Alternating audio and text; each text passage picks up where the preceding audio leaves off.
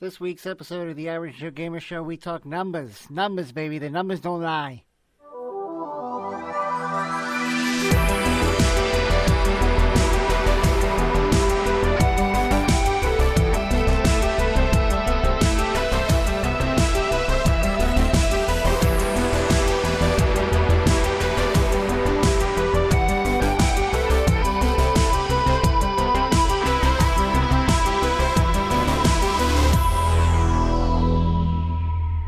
Okay, welcome back, everyone, to the Average Joe Gamer podcast. Yes, today we are talking numbers. Specifically, we're going to be talking about 2024's, gaming numbers, sales, what did well, what didn't do well. Mainly, we're just going to focus on what did well. We're going to be talking a little bit about Warner Brothers closing some studios. They closed down Monolith Studios and a few others recently. And then we're going to get into just what I've been doing here recently in gaming. So first, let's start out with Warner Brothers. Warner Brothers, they own the properties of Harry Potter, Mortal Kombat, DC Universe games, Batman, Suicide Squad, all that stuff. They recently shut down a bunch of studios. Now, unfortunately, in the gaming industry, it's a trend that doesn't seem to be stopping anytime.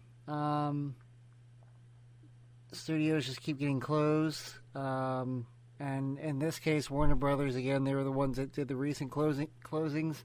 And Monolith Productions was kind of the more well-known studio that got closed down. And, if you don't know, Monolith was really famous for those Middle-earth games, the ones that I've been talking about since this podcast began, that I need to dive in and play.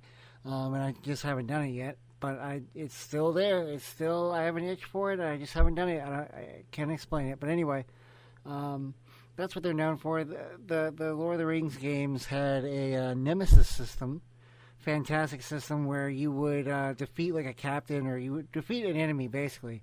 In the game, no, I'm sorry. Rewind that. An enemy would defeat you in the Middle-earth games, and if so, that enemy was able to level up. Just like if you level up when you're playing a game, the enemy can level up. The enemy is able to, go from like a regular rank and file to now it's maybe like a sergeant or a leader now of a band of other enemies. Other orcs in this example for Lord of the Rings. But, they would remember fighting you, and they would discuss that they already killed you, and they would get stronger and better the more that they did kill you. So, a fantastic system.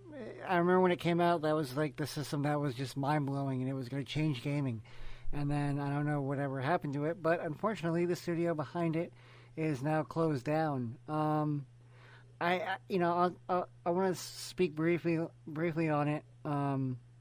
Jason Schreier, who, if you don't know, is a just huge gaming journalist, probably like the gaming journalist. I want to read something that he sent out recently. So this is a quote from Jason Schreier's Twitter, I believe. Oh no, I'm sorry, his Blue Sky. He tweeted. I don't even know what it is. What is it called when you do Blue Sky? But anyways, he sent a message out saying, "This was the leadership group at Monolith on the Middle-earth games. Every single one of these people left in 2021 after Warner canceled their game. Most started a new studio with EA." Real quick before I read any more, so Monolith, again, they made the Middle-earth games, and they wanted to make a new IP.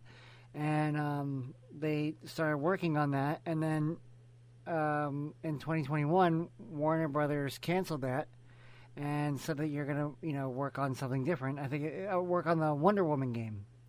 And so a lot of the people left out of frustration.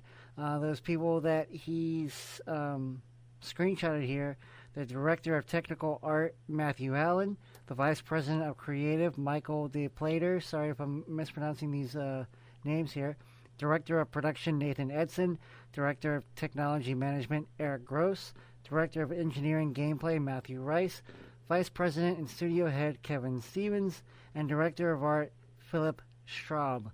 Now, again, those are some, those titles are pretty big. they're in charge of a lot of stuff, if not everything. And so they end up leaving in 2021 when Warner cancels their stuff. So then Monolith, after they leave, back to the quote part now, Monolith then began working on Wonder Woman, but it simultaneously had to rebuild its entire leadership team. Lots of folks followed them too. Warner Brothers Games, under President David Haddad, put Monolith in the impossible situation of having to simultaneously rebuild a studio while starting a new game from scratch. Of course it didn't work. And that's the end quote on that. And yeah, I mean, he's 100% right. Anyone can see that. You have to rebuild a team and also come out with a product at the same time. You're going to have some struggles. This just goes back to everything that we've ever been saying about all these studio closures. It just seems more on the end of the higher ups, the suits, they say, are not. They're just not prioritizing what needs to be prioritized. They're not taking care of their team. They're forcing things upon teams. Now that's going to happen. Something like a Madden, something like a Call of Duty, something like a Fortnite, things like that. Yes, you're going to have those studios where that is the main focus, that's the main money driver. But again, we also need some of that income that is coming from a Call of Duty, coming from a Madden, needs to help finance some R&D, some new IP, and Warner Brothers clearly does not want to focus on new IP. They recently had, what was it, $100 million or something, $200 million flop with Suicide Squad, Kill the Justice League, and that's by Rocksteady Games, who made the fantastic Batman Arkham series. So that bombed.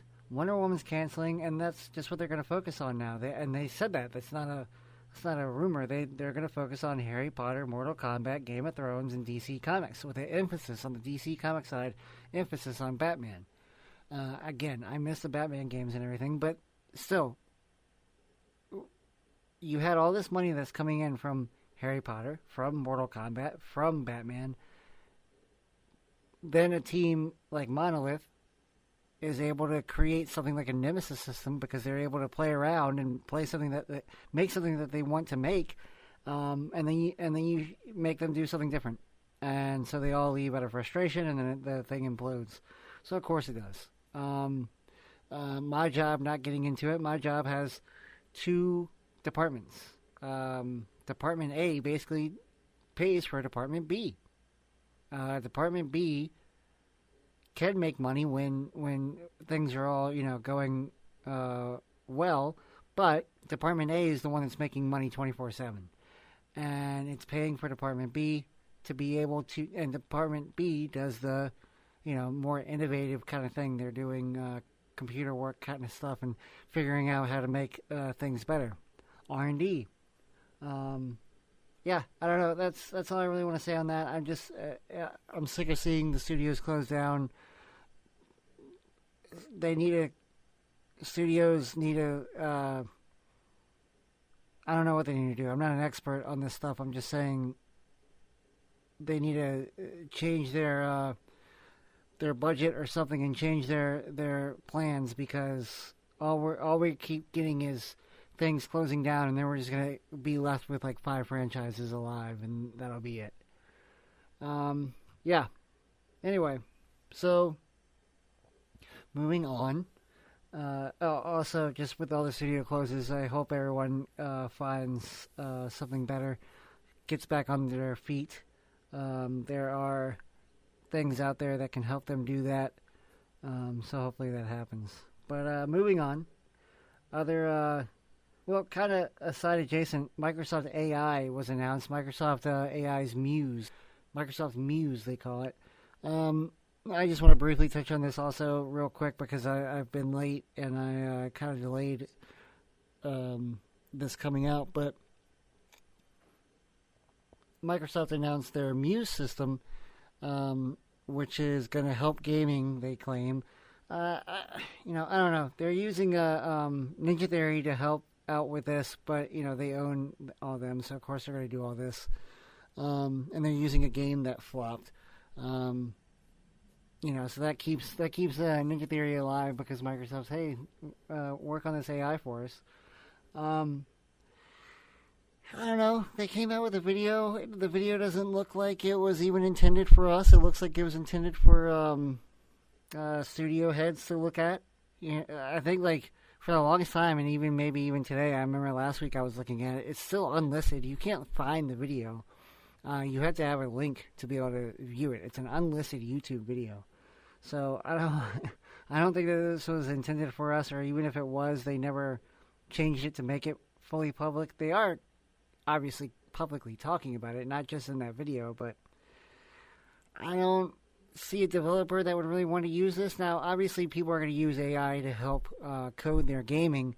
They'd be forced not to, but this looks more of, hey, there's a lot of firings and closings going down. We can just have AI do the rest of it.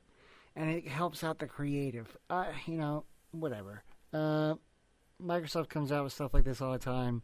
They showed off the Kinect and how that's going to change gaming. They showed off the AR glasses that they had and how that's going to change gaming. Microsoft Muse, I'm sure, is going to do well in a bunch of different departments, probably including gaming. They bring up retro gaming as one of the examples that they can take games that are in their studios and that are tied to other hardware and use the AI to port them to other things. Now, I don't know. We'll see. I mean, AI, like right now it can only do, I think, like a couple minutes of a gaming thing. I don't know what to say. It's taking away people's jobs again. I don't mind AI because it can help people out, but if the goal is to fully replace people, then no, not a fan. Anyway, before I get into numbers, get a little more of a segue into something more positive than closures and AI taking over other people's jobs. What have I been doing recently? Well, as I noted last week in more of a negative podcast, been playing Destiny. And I mean, I don't change what I said last week about, I'm not really having fun doing it, but what was fun was we did a Grandmaster Nightfall the other day, and we got our butts kicked, which is fantastic. And I say that because, if I would have gone in there and just cleared it on day one, that would have sucked. And it would have just proven the whole, this is boring, there's no challenge anymore, because that's when I left. It got boring. The DLC that was coming out was not good, and there was no longer a challenge. So that also didn't entice me to come back because some of the challenge went away. If you're in a fire team of 3 people and one person is leveled up high enough, you really don't have to level up. It'll bring you not to their level, but it'll bring you closer to their level.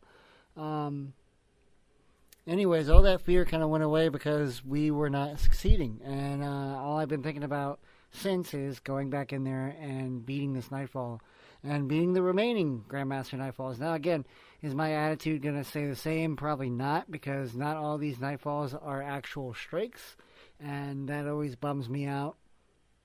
That's lazy to me to make these strikes old content that are not designed to be strikes. Now, again, I don't mind you finding a way to reuse your content that was seasonal, because some of the seasonal content was fun, so that's a cool way to do it. But strikes are specifically designed to be strikes, not to be a 3-man seasonal activity. So it's just it's a different game mode. It's a different thing that you're playing. So I'm not a big fan of seasonal content being strikes. Anywho, enough with the negativity. It was really fun going in there and running the strike with the boys. You get a Conqueror title for beating all of the Grandmaster Nightfalls in one season. We've had that, and then you get a number next to it, how many times you repeat it after that. So it'd be nice to see if we can do that again this season. Get back in the groove and get some of these done. So yeah, I'm looking forward to doing that again. I'm still, like I said, Destiny is kind of meh, but getting ready for the Grandmaster and getting it done is going to be fun to do. So, been doing that. Also upgraded my hard drive recently to 2 terabyte.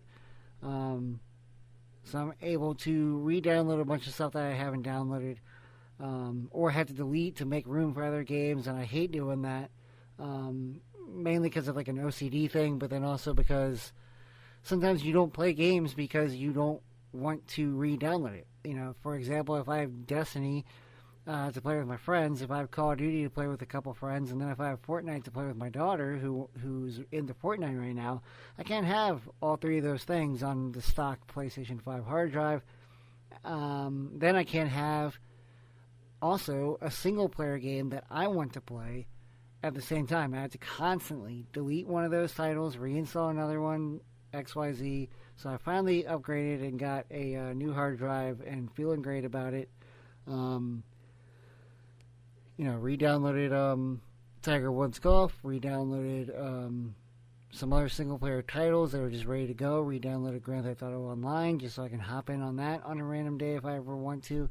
Now again, I have all these things also on PC and Steam, but sometimes it's just easier if I'm already on PlayStation to go straight from Destiny to whatever else.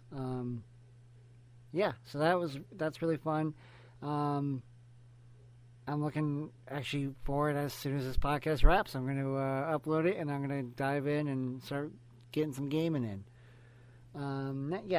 Now, so for the final subject, 2024 numbers. 2024 numbers. I just want to start off with 2024, the top 20 games. So, selling. We're going to start from 20. We're going to go all the way up to 1. We'll stop and kind of chit-chat about some stuff on the way, but here we go. Number 20. Coming in at number 20 is NBA 2K24. You're going to see sports titles. You're going to see your shooters. That's what you're going to see mainly on this list. Other things will pop up, and that's fantastic. Number 19, Marvel's Spider-Man 2. Fantastic game. It's now also on PC and Steam, so that's great. Number 18, Tekken 8, which is fantastic to see a fighter on there. Fantastic to see Tekken on there. I absolutely love this franchise. I have personally not gotten Tekken 8 yet, just because the older I get, the less that I play fighters. But I still love them, so I usually wait for them to go on sale, and then I'll pick them up. And I will be picking up Tekken 8 for sure. And I'm going to be picking up Street Fighter 6 eventually. But just, again, fantastic to see Tekken still going strong. Number 17, Final Fantasy VII Rebirth. This was as I've said before, my game of the year. I absolutely love this game. Glad to see it in the top 20 all year. Square has came out and said that they weren't really happy with the sales numbers of this game. So hopefully Part 3, that'll be turned around for them and they can be a little bit more multi-platform, get some more sales. Number 16 is Minecraft. Minecraft's just always going to be on there. People are constantly buying, like a Minecraft, like a Roblox. I know Roblox, you're not really buying Roblox. But that's just one of those games, Grand Theft Auto Online. It's just one of those things that's constantly going to be on these lists. Now, speaking of Grand Theft Auto Online, at number 15, Grand Theft Auto 5 is... Again, 2024. Think of how old that game is. 10-year, 11-year game, Grand Theft Auto 5. It's been on PlayStation 3, PlayStation 4, and PlayStation 5. There's physical versions of each of those that you can own. I think I own 2 physical versions. I don't own the one on PS5. But, it's... That's number 15. It's just interesting to see. Actually, we'll stop and we'll kind of focus on Grand Theft Auto as well because this year, unless some delay happens this year, we're getting Grand Theft Auto 6. And one of the big questions about that is what's going to happen with online. Now, personally, obviously Grand Theft Auto Online is huge. I am more excited about the single player first. So I'm more excited about just playing a new Grand Theft Auto. I hope that it's all good. I know, a lot of the top guys after Red Dead Redemption 2, they left. So we'll see how 6 does. But again, it's still Rockstar. If they keep up the standard, there's nothing to fear there. Now, but with their online, there's a lot of things going around right now about how they want to kind of capture this Minecraft and Roblox and Fortnite, specifically Fortnite and Roblox. They want to be the upgrade to that. So when these kids from Fortnite and Roblox that are playing, those two games are hubs for other titles. I mean, I was playing Fortnite the other day with my daughter, and we played a regular Battle Royale Fortnite, and then we ended up doing basically dirt bike racing. It was just a mode of just dirt bike racing, and then there was another mode that I saw her doing that was like a horror game. It's just, and that's the same thing with Roblox. It's just all these different games, and Roblox is the hub, and Fortnite is the hub, and the talk is that Take-Two Interactive wants Grand Theft Auto Online to be the next hub. When these kids grow up, that's what they're going to graduate to, is Grand Theft Auto. That is why Take-Two bought, Rockstar bought the role-playing guys, the guys that made those role-playing games, or role-playing Grand Theft Auto servers, right, where you can actually be a cop and a robber and role-play. Grand Theft Auto Online was the number one Twitch streaming game all year last year. And a lot of that is thanks to the role-playing aspect of the game, which again is not an official Rockstar thing. That is something that they're doing on custom servers, but Rockstar swooped them up because if they're making money off of it, of course Rockstar is going to want to cash in on that, and that's what they're doing. So that's the rumor, is that it's going to be a little bit more open like that. You're going to have more options than just the regular, let's go and do these heists, etc., etc. There's going to be a ton of modes. I mean, already when you log in to a Grand Theft Auto Online, they kind of have the icons laid out that way. Like, what do you want to hype in, or what do you want to hop into? So it'll be interesting to see what that does. But back to the list. So that was Grand Theft Auto 5 coming in at number 15. At 14, MLB The Show 24. Again, another sports title, nothing wrong with that. It's just what you're going to see at number 13, WWE 2K24. Number 12, Dragon's Dogma 2 by Capcom. We need to take a time out on Capcom as well, because Capcom, all praise them. They just came out with Monster Hunter Wilds. That thing is doing bonker numbers right now on Steam with concurrent players. I think there's some issues though with the PC release. I haven't heard anything about the console release. I haven't really dug into it too much. It's always a franchise that I've wanted to play. I've just never pulled the trigger on it. But Capcom is just... It's Cap Gods is their name. I mean, Resident Evil, still coming out with bangers on that. They're giving us remakes that are fantastic, and then they're also giving us mainline games that are fantastic. And then you have the Monster Hunter series, you have Street Fighter, you have all these things. Capcom's amazing. If there is no other, company around, Capcom is the one that's just knocking out bangers. Number 11, we have Warner Brothers, who, we talked about earlier today. Hogwarts Legacy came in as number 11. Number 10 is EA Sports MVP bundle. I believe that bundle is Madden 25 and EA Sports College Football 25. If you're not in the know, EA Sports College Football 2025 was a game that came out last year, and it did huge numbers. I'm sure we'll see that on this list here soon. So that's actually what helped this Sports MVP bundle also get on that list, is because it's bundled with the college football.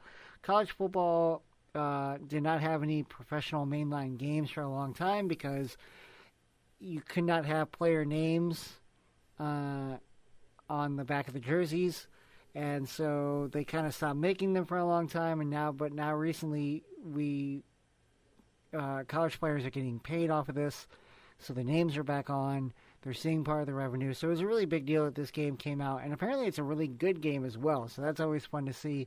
It's not just cash grab or whatever. It's actual good video game that people are enjoying. So that, again, is why that bundle is on there. At number 9, we have Elden Ring.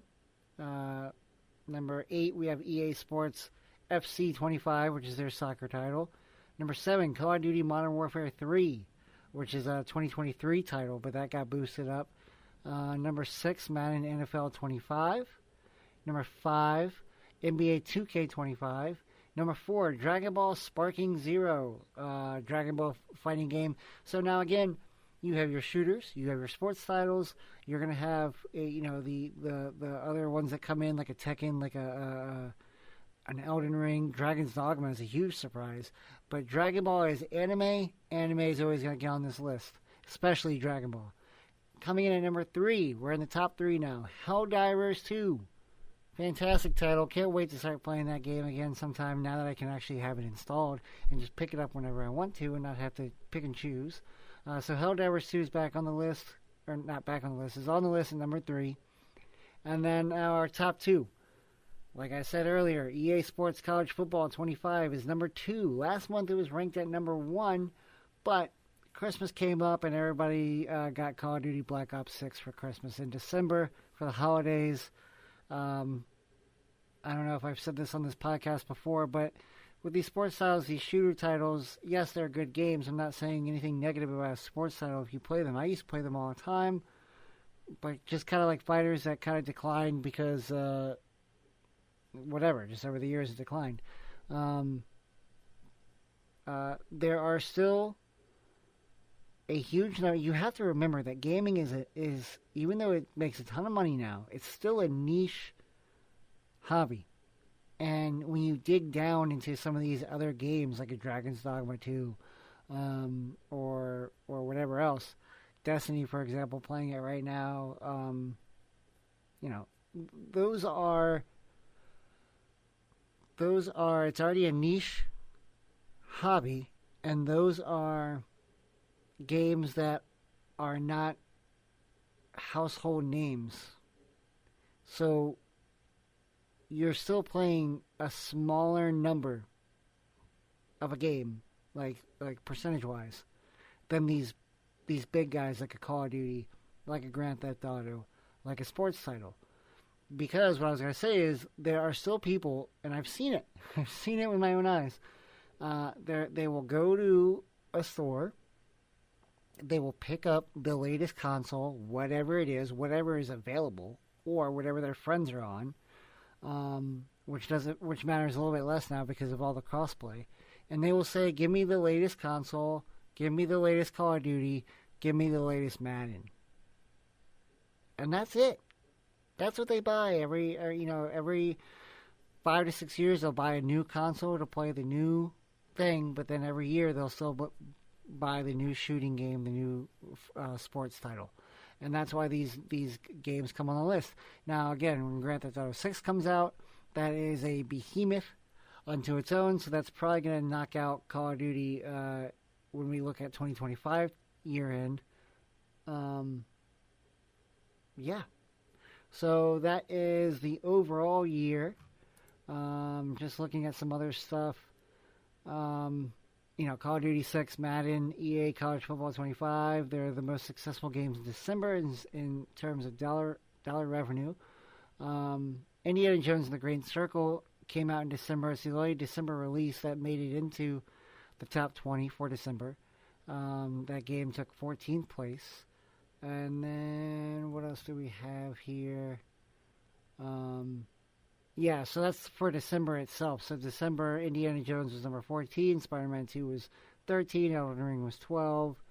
Again, Call of Duty was number 1, and that edged them over to get up to beat the College Football 25. In December, College Football 25 was 3rd place, Madden was 2nd place. Some Nintendo titles for December. Super Mario Party Jamboree was 5th place. Now, the thing about Nintendo is Nintendo does not do their digital sales. They don't give that away. So if you see like a game, Mario Kart, you're going to see on these things all the time. Mario Kart 8 for December, for example, was 16th place. That does not include digital. So if they were to include digital, especially with all the sales that the Switch does, who knows what that number would be up to. The Switch, I believe, if I can find this here, was the number one selling hardware in terms of units. Sony, I think, made more money off their hardware, but more people own a Nintendo Switch, which makes sense. I mean, you're going to have multiple users in each household, right? You're going to have the parents have a Nintendo Switch, and each kid has a Nintendo Switch. I know that for a fact in my own household. I have one, and my kids each have one. So that's going to help them get up their numbers there. That's why the DS is always up there in top sales of all time. If it's handheld, if it's mobile like that, it helps out. Another one we can talk about real quick. This is just December. This isn't all year, but December Steam games ranked by monthly active users. Number 1 was Marvel Rivals. Number 2, Helldivers 2. Number 3, Path of Exile 2. And then Counter-Strike and Balatro round out the 4th and 5th place. Cyberpunk actually was number 10. So that's kind of interesting to look at. I don't know if they have an all-year thing here. I'm kind of just scrolling this as belong. Call of Duty, I think, has been number 1 for I don't know how many years in a row now. I would imagine since Grand Theft Auto 5 released the year after, it would have been them, except for maybe when Red Dead 2 came out. But yeah, American gaming market in December 2024 fell by 8.9% compared to the previous year. Gaming hardware sales dropped the most in December by 29% year over year. But again, this is when we're coming out with new stuff. The Nintendo Switch is coming out this year, so that's going to bump that stuff back up. And then, of course, you have other consoles that aren't coming out yet, but the numbers are in decline, and then they come out with a new release, and then everything's going to go back up again. December 2024 for physical and full digital, Astrobot from Sony, which won Game of the Year, bumped up to number 8. It was at number 13. That's that Game of the Year bump there. But yeah, so it's just interesting to look at the numbers. I always find this stuff interesting to look into. What did well, what didn't do well. Speaking of what didn't do well, next month's PlayStation Plus titles kind of show you what didn't do well. But yeah, that is pretty much going to wrap it up for this week's podcast. I know this is a very late podcast going up on a Saturday,